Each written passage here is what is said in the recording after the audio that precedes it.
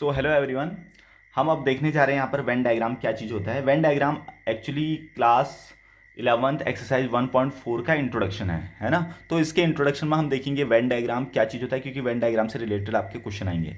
Venn diagram, इसको Venn diagram क्या होता है, क्यों इसको वेन डायग्राम कहा जाता है, वो सारी चीज़ें पढ़ेंगे। देखिए, हमारे एक मैथमेटिशियन थे जिनका नाम था जॉन वेन। जॉन वेन, उन्हीं के नाम से वेन डायग्राम डिस्कवर हुआ था। तो वेन डायग्राम कुछ नहीं है, हमारे पास जो नंबरों का ये पूरा सिस्टम चलता है। तो कई क्वेश्चन हमारे वेन डायग्राम की हेल्प से सॉल्व हो जाते हैं। अब वेन डायग्राम होता है क्या है, इसको सॉल्व कैसे करते हैं, क्या चीज़ होती है, ये देखते हैं। तो इसमें क्या करेंगे, हम एक बनाते हैं यहाँ पर रेक्टेंगुलर बॉक्स। रेक्टेंगुलर बॉक्स, तो हम मानते हैं कि इस रेक्टेंगुलर बॉक्स के अंदर बहुत सारे नंबर हैं, यानी कि ये रेक्टेंगुलर बॉक्स एक यूनिवर्सल सेट है, ऐसा मानते हैं। ये रेक्टेंगुलर बॉक्स एक यूनिवर्सल सेट है। उसके अलावा फिर इस यूनिवर्सल सेट में से मैंने कुछ एलिमेंट लिए, तो मैंने कहा है कि चलो ये एलिमेंट जो मैंने लिए हैं इस सेट का नाम कह देते हैं ए, है ना। इसके कुछ एलिमेंट लिए हैं, उसको कह दिया मैंने ए। जैसे एग्जाम्पल के साथ करते हैं, मान लो मैंने यूनिवर्सल सेट के अंदर एलिमेंट लिए 1 2 3 4 5 6, ये ले लिया, है ना। अब मैंने कहा कि इस यूनिवर्सल सेट के अंदर बहुत सारे एलिमेंट हैं, उनको लिखा नहीं जाता है इन जनरली यूनिवर्सल सेट के अंदर। अब मैंने कहा कि इनमें से जो 2 3 4 है ना, ये ए में है। तो ए के अंदर क्या आ गया, 2 3 4। फिर मैंने कहा कि एक मेरे पास एक दूसरा सेट है बी। ए क्या कह दिया मैंने, बताओ, 2 3 4। फिर मैंने एक दूसरा सेट लिया बी। बी मैंने कहा कि चलो ये हो गया हमारा 4 5। बी हो गया 4 5। तो ये बी में ये दोनों चीज़ें आ गई, तो 4 5 आ गया। तो देखो बी कॉमन आ रहा है, इसका मतलब बी इसमें भी आएगा। एक सर्कल और बनाना पड़ेगा बी, जिसके अंदर 4 तो यहाँ आ गया, 5 यहाँ आ गया, है ना। इस तरह से मैंने दो सेट बना दिए। उसके बाद अब यहाँ पर कुछ एलिमेंट बच रहे हैं, 1 6 बच रहे हैं, तो 1 और 6 यहाँ कहीं होंगे यूनिवर्स, इस दोनों बॉक्स के अंदर। तो कहने का मतलब है ये सारे के सारे जो नंबर होते हैं, ये नंबरों का जो पूरा ये डिस्ट्रीब्यूशन चलता है, कैसे कैसे हम क्या क्या करेंगे, ये सब कुछ होता है यूनिवर्सल सेट, सॉरी, या इसको बोलते हैं वेन डायग्राम। इसको बोलते हैं वेन डायग्राम। जैसे मैं आप ही की क्लास से रिलेटेड इसको बताता हूँ वेन डायग्राम क्या चीज़ होता है। फॉर एग्जाम्पल, ये जो पूरा बॉक्स है, ये क्या है, आपका यूनिवर्सल सेट है। और ये है आपके यूनिवर्सल सेट, ये क्या है, all students of your school, what ever is the name of your school you can consider, ठीक है। तुम्हारी क्लास के सारे स्कूल के जो बच्चे हैं वो यूनिवर्सल सेट है। अब इसी स्कूल के बच्चों में मैंने एक सेट बनाया ए का, इसका नाम दे दिया मैंने ए, एक्चुअल में ये है। और एक सेट बनाया मैंने बी, ये बी का हमारे पास सेट हो गया, ठीक है। अब मैंने कहा कि फॉर एग्जाम्पल तुम्हारी क्लास में टोटल 40 स्टूडेंट हैं। लेट अस कंसिडर तुम्हारे स्कूल में 40 स्टूडेंट।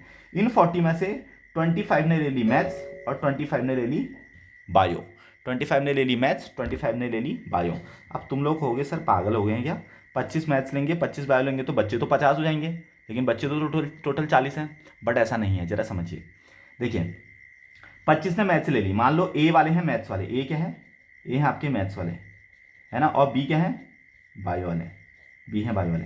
तो मैंने कहा कि 25 यहाँ पर मैंने रखे, तो 25 मैंने यहाँ पर रखे, तो देखो क्या हो रहा होगा कि कुछ 25 बच्चों ने मैथ्स ली है ना, और 25 बच्चों ने बायो ली है। 25 बच्चों ने मैथ्स ली है और 25 बच्चों ने बायो ली है। लेकिन कुछ बच्चे ऐसे भी तो होते हैं जो मैथ्स और बायो दोनों ले लेते हैं, है ना। कुछ बच्चे ऐसे भी तो होते हैं जो मैथ्स और बायो दोनों ले लेते हैं। तो देखो मैं क्या कर रहा हूँ, जरा डिस्ट्रीब्यूशन समझना। मैंने कहा कि चलो 20 ने यहाँ पर ले ली मैथ्स, जो अकेले 20, बिल्कुल जो जिनके पास मैथ्स ही मैथ्स है, बायो नहीं है। और 20 बच्चे ऐसे हैं जिनने क्या ली है, बायो ली है। सॉरी, थोड़ा गड़बड़ चल रहा है। देखो हमारे पास टोटल जो है ना, टोटल यहाँ पर क्या होना चाहिए, 40 का सम आना चाहिए। मैंने कहा कि 15 बच्चे ऐसे हैं, 15 बच्चे ऐसे हैं जिनकी प्योर मैथ्स है, बिल्कुल, है ना। और 15 बच्चे ऐसे हैं जिनकी प्योर बायो, ओनली बायो है, मैथ्स नहीं है। तो देखो कितना हुआ, 15 15 30 हो गया। तो 10 को यहाँ पर लिख दे रहा हूँ मैं, 10। तो ये कॉमन आ गया, देखो ए में भी आ गए, बी में भी आ गया। अगर मैं सिर्फ ए का कहूँ, देखो अब सिर्फ ए का कहूँ, तो 15 + 10 25, तो 25 ने क्या लिया है, मैथ्स। और यहाँ देखिए 15 + 10 ने क्या लिया है, बायो। तो देखो टोटल बच्चे कितने हैं, 40। लेकिन वैसे इंडिविजुअली गिन रहे तो ये हो जा रहे 50, है ना। ये शायद थोड़ा बहुत आपको समझ में आ रहा होगा। 15 बच्चे अकेले मैथ्स वाले हैं और 10 बच्चे मैथ्स बायो वाले हैं। यहाँ भी देखो 15 बच्चे अकेले बायो वाले हैं और 10 और 15 यानी कि 10 बच्चे बायो वाले भी हैं, बायो और मैथ्स वाले हैं। तो कुल मिला के ये जो 10 बच्चे हैं कॉमन, इनकी मैथ्स भी है और बायो भी है। तो इस हिसाब से हम समझ सकते हैं। या फिर इसको अगर मैं दूसरा एक एग्जाम्पल लेके कहता हूँ, फॉर एग्जाम्पल तुम्हारी क्लास में 40 बच्चे हैं, तो जो सेट हो गया वो हो गया 40 बच्चों का। तुम्हारी क्लास को अब मैं यूनिवर्सल सेट ले रहा हूँ, ठीक है। अब यहाँ पर एक गेम चल रहा है।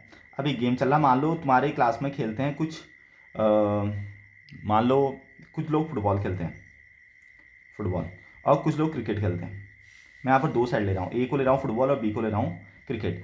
जो फुटबॉल पसंद करते हैं और फुटबॉल रेगुलरली खेलना चाहते हैं, वो मान लेते हैं 30 है। और जो क्रिकेट खेलते हैं वो मान लेते हैं 20 है। तो अगेन देखो 50 आ रहे हैं, बट बच्चे कितने हैं 40। तो हम इसको वेन डायग्राम की हेल्प से सॉल्व करेंगे। देखो क्या हुआ, मैंने कहा कि इनमें से 10 बच्चे ऐसे हैं ना जो कॉमन है, दोनों क्रिकेट और फुटबॉल दोनों खेलते हैं, तो 10 को पहले यहाँ रख दो। फिर क्या करो, 30 बच्चे हमारे फुटबॉल वाले हैं ना, तो ये फुटबॉल का कॉलम है ये, तो 30 में से 10 को उठाओ तो कितना आ जाएगा 20। तो अब वैसे देखा जाए तो 20 + 10 30 बच्चे फुटबॉल खेलते हैं, है ना। तो ए के लिए तो फुटबॉल 30 ही आ रहा है, लेकिन अकेले फुटबॉल खेलने वाले 20 ही हैं। वैसे ही क्रिकेट खेलने वाले देखो 10 बच्चे यहाँ पर, देखो ये क्रिकेट खेल रहे हैं तो 10 ही तो बचेंगे यहाँ पर। तो देखो 10 + 10 20 बच्चे क्रिकेट खेलते हैं, तो ये 10 बच्चे क्या हो गए, ये कॉमन हो गए, दोनों फुटबॉल भी और खेल रहे हैं और क्रिकेट भी खेल रहे हैं, उनकी वजह से टोटल संख्या हमको 50 जैसी लग रही है, बट 50 है नहीं। देखो 20 + 10 + 10 40 ही बच्चे हैं, है ना। कई बार हो सकता है यूनिवर्सल सेट में कोई भी एलिमेंट ना बचे, कई बार ऐसा भी हो सकता है सारे के सारे एलिमेंट यहीं पर ही ऑक्यूपाइड हों, और कई बार हो सकता है कि कुछ एलिमेंट यहाँ बाहर भी हों। हो सकता है ये 50 बच्चे हैं या 45 बच्चे हैं, मैंने कहा ये तो 40 आ रहे, तो 5 बच्चे कहाँ होंगे, 5 बच्चे यहाँ बाहर होंगे, कुछ भी नहीं खेलने वाले होते हैं ना। क्लास में कुछ बच्चे जो बिल्कुल अकेले पढ़ते रहते हैं, उनको बाहर स्पोर्ट्स पीरियड में बाहर आ जाओ, गेम्स पीरियड में बाहर आ जाओगा, तब भी क्लास में बैठे रहते हैं, उनको कुछ करने का मन नहीं करता, तो वही लोग मान लेते हैं 5 लोग हैं, है ना। तो इस हिसाब से वेन डायग्राम को यहाँ पर सॉल्व किया जाता है। वेन डायग्राम को, ये सारी चीज़ें वेन डायग्राम से रिलेटेड हैं। ओके बच्चों, जो मैंने ये वेन डायग्राम बताया, वेन डायग्राम बहुत ही सिंपल सा था, जहाँ पर मैंने सिर्फ 2 ही यहाँ पर सर्कल लिए थे और यूनिवर्सल सेट लिया था। कई बार हमारा एक सर्कल के अंदर एक सर्कल और आ सकता है, या 2 सर्कल भी आ सकते हैं, तो डिफरेंट टाइप के कुछ भी हो सकते हैं। जैसे चलो इसको देखते हैं, ठीक है, चलिए समझते हैं। एग्जाम्पल के लिए ये यूनिवर्सल सेट ले लिया मैंने, इस यूनिवर्सल सेट को मैंने पूरी दुनिया कह दिया, पूरा वर्ल्ड के लोग कह दिए, पूरे वर्ल्ड के लोग कह दिए, है ना। अब इस वर्ल्ड के लोग में से मैंने एक यहाँ पर ये सर्कल बना दिया, ये बना दिया यहाँ पर ए नाम का, जो कि आपका इंडिया, जो कि आपका इंडिया। तो ये पूरे इंडिया के लोग हो गए। अब मैंने कहा कि इंडिया के लोगों में जो फीमेल और मेल हैं उनके 2 सर्कल बनाओ, तो इस पूरे इंडिया के लोगों में एक ये बन गई मेल और एक ये बन गई फीमेल। तो ये जो सर्कल है ना, ये मेल के लिए हो गया, फीमेल के लिए हो गया, ठीक है। तो इस तरह से भी हम चीज़ें बना सकते हैं। और बाकी के कुछ बचे होंगे, आपको होंगे सर इसके तो बिल्कुल 2 पार्ट कर देते हैं, एक मेल और फीमेल। नहीं, ट्रांसजेंडर भी तो होते हैं, कुछ और कैटेगरी के भी तो हो सकते हैं, है ना, ऐसा भी होता है। अब ट्रांसजेंडर पे हंसने वाली बात भी नहीं है, क्योंकि हमको हमारा जो सुप्रीम कोर्ट ऑफ इंडिया ने उनको एक नया जेंडर दे दिया है, ओके, तो इसलिए यहाँ पर उनको हम छोड़ नहीं सकते हैं। उसके अलावा फिर मैंने कहा कि आप पाकिस्तान का बनाओ, तो हम ऐसा भी तो बना सकते हैं। पाकिस्तान इंडिया के साथ नहीं है, पाकिस्तान इंडिया के साथ नहीं है, तो अलग बनाना पड़ेगा इसको। तो पाकिस्तान में मेल और फीमेल इस तरह से बना दिया मैंने, है ना। अब देखो कुछ लोग ऐसे हैं, मान लो उनने दोनों की नेशनलिटी ले रखी है, मान लेते हैं कुछ लोग ऐसे हैं जिनने दोनों की नेशनलिटी ले रखी है, जो इंडिया की भी और पाकिस्तान की भी दोनों की है। ऐसा तो वैसा होता नहीं है, बट मान लेते हैं थोड़ा देर के लिए हाइपोथेटिकल सिचुएशन। तो उनने इंडिया और पाकिस्तान दोनों जगह के हैं, तो हम उसको इस तरह से बनाएंगे कि या तो इंडिया और पाकिस्तान को थोड़ा सा इसके अंदर डाल देंगे, हम थोड़ा सा इसके अंदर डाल देंगे, है ना। तो ऐसा भी हो सकता है, इसको खिसका के हम थोड़ा सा इसके अंदर डाल देंगे, या फिर इसको कट करके ऐसा बना दो। ये जो कुछ मेल और फीमेल हैं, ये पाकिस्तान के और इंडिया के आ गए, ये इंडिया है, ठीक है। तो इसके मेल और फीमेल इसमें भी आ गए, इसके मेल और फीमेल इसमें भी आ गए, तो ऐसा भी हो सकता है। तो कुछ भी बन सकता है वेन डायग्राम। वेन डायग्राम बस किसी भी प्रॉब्लम को बहुत आसानी से सॉल्व करने का एक तरीका होता है। जब आप देखोगे कि सेट में बहुत कॉम्प्लिकेटेड क्वेश्चन आते हैं, है ना, तो कॉम्प्लिकेटेड क्वेश्चन को जो है सॉल्व करने का एक आसान तरीका होता है वेन डायग्राम। धीरे धीरे आप क्वेश्चन के लेवल के हिसाब से आप इसको समझोगे। ओके सो स्टूडेंट, अब देखते हैं इसी का अगला टॉपिक, जो कि है आपका operations on set. Operations on set, set में कैसे कैसे ऑपरेशन लगते हैं, क्या क्या लगते हैं, ये बहुत इंपॉर्टेंट टॉपिक है आपका, है ना। चलो देखते हैं ऑपरेशंस क्या होते हैं। तो सबसे पहले ऑपरेशन है आपका union of set. Union of set, union क्या होता है, जब 2 सेट को हम मिलाते हैं ना, तो जब 2 सेट को हम कंबाइन करते हैं, उसी को बोलते हैं यूनियन, उसी को बोलते हैं यूनियन। एग्जाम्पल के लिए, फॉर एग्जाम्पल मेरे पास एक ए सेट है, मैंने कह दिया कि ए सेट हमारे पास है 2 4 6 8 का, ठीक है, इस तरह से। और एक बी सेट है, मैंने उसको कह दिया 6 8 10 12, इस तरह का मेरे पास एक सेट बना दिया मैंने, ओके। तो उसके बाद अब देखो मैं कह रहा हूँ कि इनका यूनियन बनाना है, इन दोनों का यूनियन बनाना है। तो यूनियन कैसे करेंगे, पहले तो यूनियन का साइन इस तरह से आता है, जो यू होता है ना, कैपिटल यू उसका ही सिंबल होता है यूनियन का, यू जैसा ही बनता है। आप मैथ्स की बुक में देखोगे तो थोड़ा सा यू से भी थोड़ा सा अलग ही दिखेगा, उसके ऊपर के जो ये पोर्शन होते हैं थोड़ा सा ओपन ज़्यादा होते हैं। तो इसको यूनिवर्सल सेट यानी कि यूनियन कहा जाता है। इसको क्या पढ़ा जाता है, यूनियन, इसको पढ़ा जाता है यूनियन, ओके। तो अगर मैं कहूँ आपका ए यूनियन बी, तो यूनियन का मतलब होता है ऑल, सबको कंसिडर कर लो। तो इन दोनों को मिला के मैं एक सेट बनाऊंगा, कैसे बनाऊंगा, 2 4 6 8, 2 4 6 8, इसको तो लिखा मैंने, लेकिन ये एक सेट बन रहा है, तो सेट के अंदर रिपीटेशन अलाउड नहीं होता है, यानी कि 6 और 8 को हम हटा देंगे, दोबारा नहीं लिखेंगे, फिर आ जाएगा 10 12। तो ये हो गया इसका यूनियन, ये हो गया इसका यूनियन। अब इसी यूनियन को आपकी बुक में ऐसे दे तो नहीं रखा, बट मैं इसको वेन डायग्राम की हेल्प से बताऊंगा कि एक्चुअल में क्या हो रहा होगा सेट के अंदर। जैसे एग्जाम्पल के लिए एक सेट आपका ये है ए और एक सेट आपका है बी। जैसे यहाँ पर क्या होगा, ये हमारे पास ए है और ये हमारे पास बी है, तो एक ए के अंदर एलिमेंट क्या है 2 4 6 8 सब है, यहाँ क्या है 6 8 10 और 12, तो 6 और 8 इसके बीच में आ रहे होंगे, है ना। तो यूनियन में क्या होता है, ये पूरा का पूरा पोर्शन ही हम लेते हैं, ये ए और बी के सारे एलिमेंट हम लेते हैं, तो इसको पूरा शेड कर दिया जाता है, इस तरह से पूरा शेड कर दिया जाता है। तो पूरे एलिमेंट को ही हम यहाँ पर क्या करते हैं, कंसिडर करते हैं, पूरे के पूरे एलिमेंट को लिया जाता है, ठीक है। तो ये होता है A union B. Venn diagram के हिसाब से हम इसके पूरे के पूरे एलिमेंट को ले रहे हैं। हाँ, जो रिपीट हो रहे हैं उनको दो दो बार नहीं ले रहे हैं, एक ही बार ले रहे हैं, बट ले रहे हैं पूरा का पूरा एलिमेंट, ठीक है। चलिए अब देखते हैं यहाँ पर कुछ इनकी प्रॉपर्टीज़ भी हैं, कुछ इंटरसेक्शन वाला भी आता है। पहले इंटरसेक्शन को समझते हैं, तब जाके फिर हम इसकी प्रॉपर्टी के बारे में बात करेंगे। देखिए अब पहले समझते हैं यहाँ पर इंटरसेक्शन। इंटरसेक्शन क्या होता है, यहाँ पर मैं इनके लिए शॉर्टकट एक निमोनिक्स टाइप का बताता हूँ यूनियन के लिए। जैसे यूनियन के लिए आप याद रखिए वर्ड ऑल, यानी कि सारे के सारे एलिमेंट। इंटरसेक्शन के लिए आप याद रखिए वर्ड कॉमन, कॉमन वर्ड याद रखिए। तो इंटरसेक्शन को इस तरह से सी से दिखाया जाता है, सी, ठीक है। अब इसके एग्जाम्पल से आपको ज़्यादा समझ में आएगा। फॉर एग्जाम्पल मैंने कहा कि ए में एलिमेंट है, अगेन सेम एलिमेंट कह देते हैं, चलो 2 4 6 8, और बी में जो एलिमेंट है इनको ले लेते हैं 6 8 10 12, है ना। तो यहाँ पर देखिए कॉमन, अब अगर मैं ए और बी का इंटरसेक्शन कहूँ, सॉरी सी नहीं होता है इसका, सी तो सबसेट का होगा, उल्टा यू होता है, उल्टा यू। तो इंटरसेक्शन होता है उल्टा यू। तो ए और बी का अगर मैं उल्टा यू बनाऊँ, यानी कि इंटरसेक्शन बनाऊँ, तो यहाँ पर हम लेते हैं कॉमन। देखिए कॉमन क्या है, इसमें 6 8 है, इसमें भी 6 8 है, तो कॉमन क्या है, सिर्फ 6 8 ही कॉमन है, तो बस इतना ही हमारा इनका इंटरसेक्शन का सेट बनेगा, ओके। तो इंटरसेक्शन में जनरली हम कॉमन वाले एलिमेंट को लेते हैं। देखिए इसमें क्या है 6 और 8 है, इसमें भी क्या है 6 और 8, यानी कि दोनों में कॉमन क्या है 6 एंड 8 है ना। अब इसको अगर मैं यहाँ पर वेन डायग्राम की हेल्प से बनाऊँ तो देखो क्या आ जाएगा। मान लो एक सेट ये है और एक सेट ये है ए और ये है बी। इसके अंदर एलिमेंट क्या है 2 4 6 8, इसके अंदर एलिमेंट है 6 8 10 12, तो 6 और 8 वाले इन दोनों में तो आएंगे कॉमन, इन दोनों के बीच में। तो यहाँ पर इंटरसेक्शन में बस यही वाला तो हमारे पास आंसर आ रहा है कॉमन। तो जो ये वाला बीच का ये डायग्राम होता है ना, ये वाला है, ये हमारे पास इनका, ये हमारे पास क्या है कॉमन रीजन है, तो ये इसका आंसर हो जाएगा। वेन डायग्राम में इसको ऐसे शो करेंगे इंटरसेक्शन को, और यूनियन को पूरा भर देते हैं, ठीक है। वेन डायग्राम समझो, वेन डायग्राम अगर समझ गए तो आप बहुत टिपिकल क्वेश्चन को भी वेन डायग्राम की हेल्प से बहुत आसानी से बना लोगे, ठीक है। सो स्टूडेंट अब आपका है some properties of sets, set की कुछ प्रॉपर्टीज यानी कि जो इंटरसेक्शन यूनियन काम करते हैं सारे के सारे, उसके बारे में समझाना चाह रहा हूँ। तो देखिए जैसे आपके पास यहाँ पर देखिए एक ये यूनिवर्सल सेट है, इसके अंदर एक ये हो गया आपका ए और ये हो गया बी, है ना। चलिए अब देखते हैं, अगर मैं कहूँगा कि ए यूनियन बी तो क्या आ जाएगा, ये पूरा हम शेड कर देंगे, ऐसे तो आपने समझा है। तो चाहे मैं ए यूनियन बी कहूँ या बी यूनियन ए कहूँ, एक ही बात है, ठीक है, उससे कोई फर्क नहीं पड़ेगा। पहली प्रॉपर्टी होगी, है ना, बी यूनियन ए करोगे तब भी पूरा शेड करोगे, ए यूनियन बी करोगे तब भी पूरा शेड करोगे। अगर मैं आपका ऐसा कहूँ ए यूनियन बी, पहले हमने किया, फिर एक तीसरा भी आ सकता है, ठीक है, जरूरी नहीं है कि दो ही होते हैं हमेशा, एक तीसरा भी आ सकता है इसमें, फिर मैंने यूनियन ऑफ सी कह दिया, तो ये हमारा ए यूनियन बी। पहले हम जो है सी के साथ देखो पहले हम ए और बी का यूनियन कर रहे हैं, फिर जो आंसर आ रहा है उसको सी के साथ यूनियन कर रहे हैं। चाहे ऐसा करो या फिर ऐसा करो, पहले बी का सी के साथ यूनियन करो फिर ए के साथ यूनियन करो, तो आंसर एक ही आता है, ठीक है, ओके। चलिए अब जरा सा इसको समझिए, ये तो सेकंड वाला था, थर्ड वाला जरा समझिए।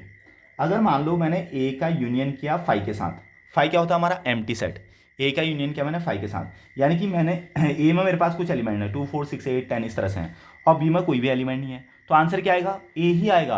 आंसर क्या आएगा, ए खुद आ जाता है। जब ए का हम किसी और के साथ मतलब यूनियन करते हैं, इसको इस हिसाब से समझो। फॉर एग्जांपल ए के पास है 1 2 और बी एक एलिमेंट सॉरी दूसरा हमारा 5 है, 5 के पास क्या होता है, कुछ भी नहीं होता, तो इन दोनों का यूनियन करोगे तो क्या आ जाएगा, ए यूनियन 5 करोगे तो क्या आ जाएगा 1 2 आ जाएगा, यानी कि खुद ए आ जाएगा, है ना, खुद ए आ जाता है। यानी कि ए का हम 5 के साथ इंटरसेक्शन यूनियन करते हैं, ए का हम 5 के साथ यूनियन करते हैं तो खुद ए आ जाता है। कैसे आता है वो मैंने एग्जाम्पल के थ्रू आपको समझा दिया। चलिए इसके बाद देखते हैं अगली प्रॉपर्टी। अगर हम ए का यूनियन करेंगे ए के साथ तो खुद ए आ जाता है, कैसे समझिए। फॉर एग्जाम्पल ए है हमारे पास 1 2 3, तो अगला ए भी तो वही होगा, सेम ले रहे हैं हम 1 2 3। अब इन दोनों का यूनियन करना है, तो बताओ 1 2 3 तो आएगा, क्योंकि रिपीटेशन इज नॉट अलाउड, तो ए यूनियन ए का ए ही आता है, आप समझ चुके होंगे, है ना। चलिए अब देखते हैं ए का अगर हम यूनियन करते हैं यूनिवर्सल सेट के साथ, यूनियन है यूनिवर्सल सेट के साथ करते हैं, तो मान लो यूनिवर्सल सेट हमारे पास 1 2 3 4 5 6 इस तरह से है ना, और ए हमारे पास है ये है 1 2 3। तो इन दोनों का अगर मैं ए यूनियन ए का यूनिवर्सल सेट के साथ यूनियन करूंगा तो खुद यूनिवर्सल सेट ही तो आ जाएगा, है ना। ये देखिए तो ए यूनियन यूनिवर्सल सेट आ जाता है, खुद पूरा का पूरा यूनिवर्सल सेट। ये आप कुछ प्रॉपर्टी याद रखिए, इसमें सबसे इंपॉर्टेंट ये हो गया आपका, ये हो गया, ये आपका ये हो गया, बाकी ये तो आप समझ ही चुके होंगे, है ना। सो स्टूडेंट अब देखते हैं यहाँ पर कुछ और प्रॉपर्टी जो कि आपके इंटरसेक्शन से रिलेटेड है। जैसे देखिए, अगर मैं ए इंटरसेक्शन बी करूँ या बी इंटरसेक्शन ए करूँ तो एक ही बात होती है, ठीक है, एक ही बात होती है। कैसे? मैंने यहाँ जब आपको इंटरसेक्शन पढ़ाया था, देखिए ए का मैं बी के साथ इंटरसेक्शन करूँ तो 6,8 आएगा। अगर मैं बी इंटरसेक्शन को 8 करूँ तब भी तो 6,8 आएगा। तो there is no difference at all, ठीक है, आप समझ चुके होंगे इसको। सेम पहले वाली यूनियन की तरफ वर्क करता है। अब इसको अगर मैं ए को बी का पहले इंटरसेक्शन करूँ, फिर जो आंसर आया उसका सी के साथ इंटरसेक्शन करूँ, तो ये आंसर बिल्कुल आपका ऐसा ही होता है। आप बी और सी का इंटरसेक्शन करो तब ए के साथ करो, कोई फर्क नहीं पड़ता, आंसर एक जैसा ही आता है, ठीक है। अब ये इंपॉर्टेंट है। अब थर्ड वाला सुनिए जरा सा, थर्ड इंपॉर्टेंट है। अगर मैं 5 का इंटरसेक्शन करूँ ए के साथ, 5 का इंटरसेक्शन करूँ ए के साथ, तो आंसर क्या आएगा? आंसर आता है 5। कैसे आता है 5? जरा देखिए, ये हमारे पास ए है 1 2 3 1 2 और 5 क्या है? कुछ भी नहीं। तो इंटरसेक्शन क्या कहता है? कॉमन। क्या इन दोनों में कुछ कॉमन है? यहाँ 1 2 है, यहाँ कुछ भी नहीं है, तो कॉमन आएगा कुछ भी नहीं, कॉमन आएगा कुछ भी नहीं। तो 5 और ए का इंटरसेक्शन हमेशा 5 आता है, जबकि ए और 5 का यूनियन हमेशा ए आता है, ठीक है। इस चीज़ को आप ध्यान दीजिए।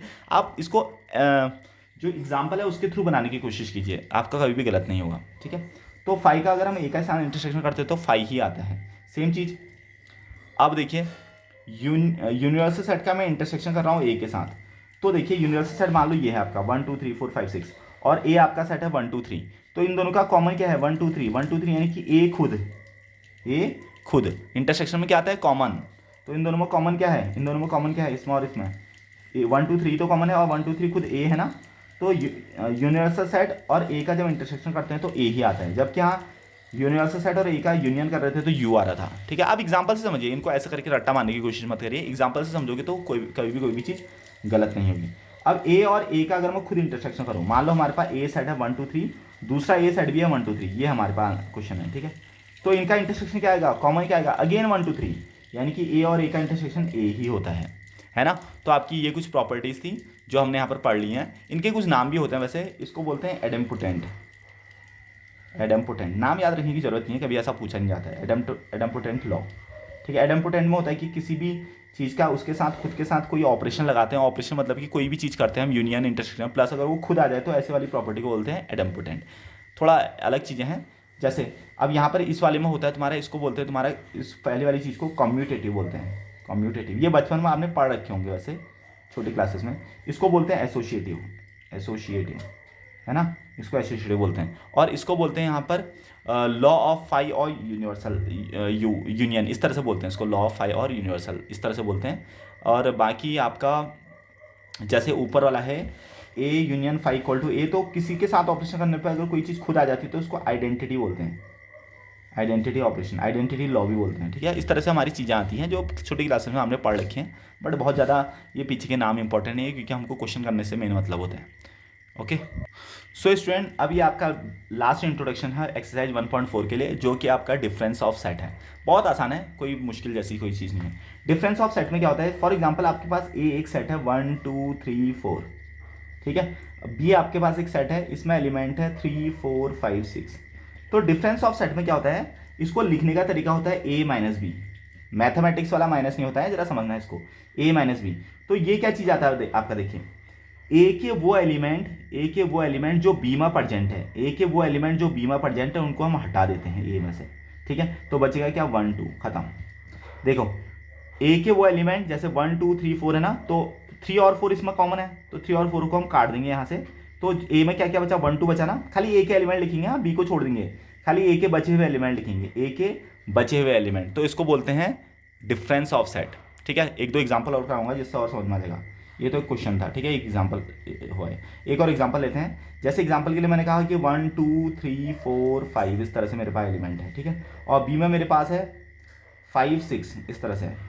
तो अब ए माइनस बी क्या आ जाएगा? देखिए ए माइनस बी क्या आ जाएगा? 1 2 3 4 ए का लिखेंगे आप पहले वाले का, और बाकी 5 इसमें है तो कॉमन वाले को काट देंगे, ठीक है। अगर मैं इसी को उल्टा करता हूँ, मान लो बी माइनस ए किया मैंने, बी माइनस ए किया, तो देखो 5 कॉमा, देखो 5 इसमें भी है इसमें भी है, तो 5 को तो हटा देंगे, क्या बचेगा? खाली 6 बचेगा। बी वाले को देंगे क्योंकि पहले मैंने बी लिखा है। बी माइनस ए किया तो 5 तो कॉमन है, कट गया, तो सिर्फ बचा क्या बी में? 6।